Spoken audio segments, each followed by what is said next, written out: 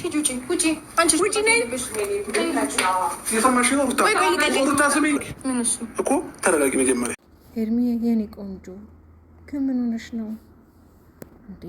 ሩታ እኮ ሚስቱ ናት። ሚስቱ መሆኑን እኮ መዘንጋት የለብሽም። አንዳንዴ መርሳት የሌለብን ነገሮች ላይ ብናስተውል መልካም ነው። ሰላም ሰላም ቤተሰብ እንዴት ናችሁ? ቻናል አዲስ ከሆናችሁ ሰብስክራይብ ያደርጋችሁ ቤተሰቡ። እንግዲህ ዛሬ በጣም የሚደንቅና የሚገርም ትዕይንቶች ነው እያየን ያለ ነው። እንደተመለከታችሁት አብርሃም በጣም ግራ ተጋብቷል። ያው አንዳንዴ ነገሮች ባላሰብነውና ባልጠበቅነው ሰዓት እንደዚህ ነገሮች ሲከሰቱ ትንሽ ግራ ያጋባል ነው። ሁለቱንም እንዲወጡለት ነው የፈለገው። አብርሽም እንግዲህ ከዚህ ጀርባ የሆነ ነገር ቅድ እንዳለሽ ነው እንጂ እኔ ሩታን አውቃታለሁ፣ የማውቃት ሩታች አይደለችም፣ ትክክለኛ ሩታ ለመሆኑ ሞክሪ እያላት ነው። ሄርሜላ እንግዲህ በጣም ተናዳለች። በጣም የተናደደችው መናደድ ሲባል ለከት የለውም። ተናዳሪ ተበሳጭታለች። በነገራችን ላይ ሩታ በጣም ያማረባት እውነት አይታችሁ ከሆነ አብዛኛው ሴቶች ወይ እርግዝና ላይ ያምሩባቸው ወይ ደግሞ ከወለዱ በኋላ ያምሩባቸዋል። ወይም ደግሞ እርጉዝ ሆኖ ትንሽ የሆርሞን መለዋወጥ ሲኖር የሆነ የመቀየር ነገር አለ ሰውነት እና እሷ እርጉዝናዋም አምሮባታል። ከወደች ደግሞ ሞዴ በለጠ ሸንቀጥቀጥ ብላለች፣ አምሮባታል ማለት ነው ቤተሰብ። እንግዲህ አብርሽ ግራ ተጋብቷል። ግራ መጋባቱ ደግሞ ምንም ጥያቄ የለውም። ግራ ገብቷል። በቃ ኮንፊደንሱን አታሏን በራሱ መታመኑ ራሱ እያጣ ነው። ለምን ሄርሜላ የሚያወጥሩ ነገር አሳይተዋለች። ድንገት ደግሞ ሩታ እንደዚህ ስትሆን ግራ ገብቶታል ማለት ይሄ የቅናት መንፈስ አይነት ነገር ነው እያሳደረብሽ ያለው እንጂ በጤናሽ አይደለም። ሄርሜላ እኔን ስትንከባከብ ስላየሽ ሄርሜላ ከኔ ጋር ስትሆን ነው አሁን ላይ እንደዚህ አይነት ስሜት የተሰማሽ ያለው እንጂ እኔ የማውቃት ሩታች አይደለችም እያላት ነው። በእርግጥ ግን ሄርሜላ እዚህ ሰዓት ላይ አንቺ መጋየት የለብሽም፣ ይሄ ቦታ አንቺ አይደለም የእሷ ነው።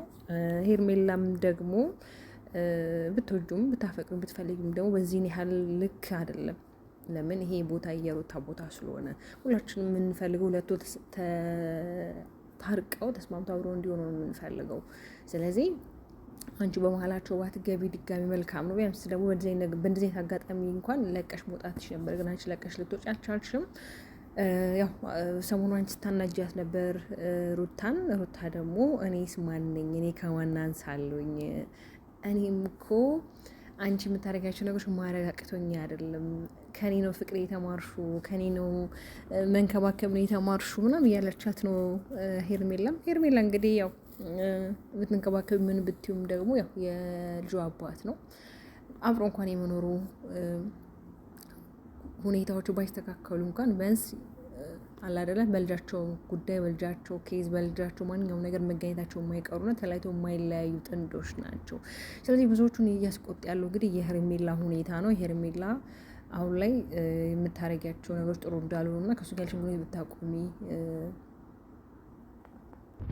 ብታቆሚና አንቺ ነው የራሽ ላይፍ እንዳለሽ አብዛኛውን ጊዜ ሶሻል ሚዲያ ላይ ይነገራል። የመጣሽበት ዋናው አላማ እንግዲህ አብርሽን ለማማለል አብርሽን አላውቅም እንደዛ የሚባሉ ነገሮች አሉ። የራሷ ዳር፣ የራሷ ልጅ፣ የራሷ ሌላ ነገር ይባላል። ግን ያው እኛ የሚባለውን ነገር ነው እንጂ የምናየው እንሰማለን እንጂ አንፈርድ ነው የሚባለው። ወይ ሩታ ግን እውነት የምትገርም ልጅ ናት። እግረና እግርም እኮ ይጋጫል አላት።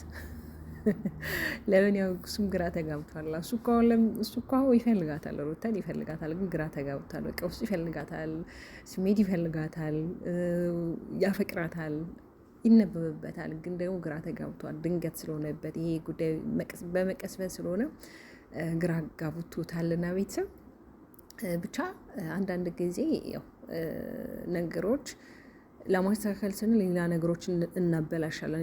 ማለት የኛ ያልሆነ ማንነት እናንጸባረቃለን። አሁን ላይ ሩታ ላይ እየታየ ያለው ያ ስለሆኑ ነው አብርሽ ነገጠው።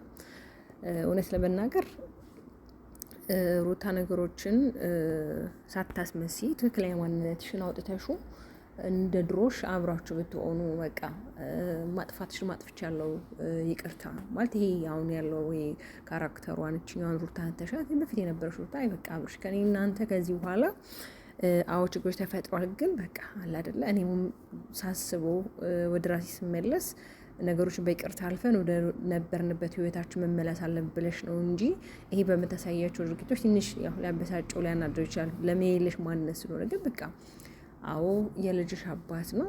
አዎ ትወጂዋለሽ። አዎ ታፈቅሯች። አዎ ብዙ ዋጋ ከፍለሻል። ብዙ መስዋዕት፣ ብዙ ዋጋ ከፍለሻል። እናውቃለን። ዓለም ያውቃል ፍቅር ምን አይነት እንደሆነ መሬት አወርደሽ ያሳይተሽናል። ስለዚህ ምንድነው ማድረግ ያለብሽ? በቃ የድሮ ማንነትሽን የድሮ ሩታን አምጥተሽ በቃ በሰላማዊ መንገድ ይቅርታ ጠይቃችሁ አብራችሁን እንድትኖሩ ነው እኛ የምንፈልገው። ግን ሄርሜላው ዛሬ መልካም መቃጠል